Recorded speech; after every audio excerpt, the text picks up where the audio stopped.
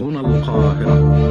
إليكم أيها المواطنون البيان رقم 7 الذي صدر عن القيادة العامة للقوات المسلحة بتاريخ 6 أكتوبر سنة 1973. بسم الله الرحمن الرحيم. نجحت قواتنا المسلحة في عبور قناة السويس على طول المواجهة.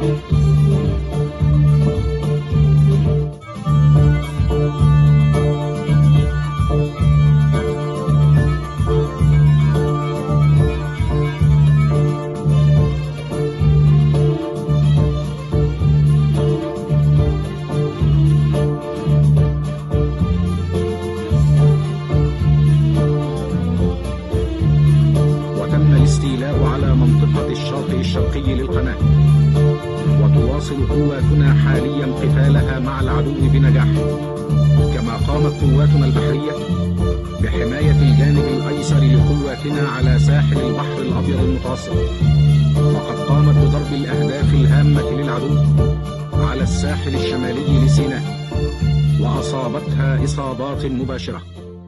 هنا القاهرة. نحن نقول له لعلكم تستفيدون من الدرس. نحن لا نشمت لأننا أقوياء، ولا يشمت إلا الضعيف. مصر قوية،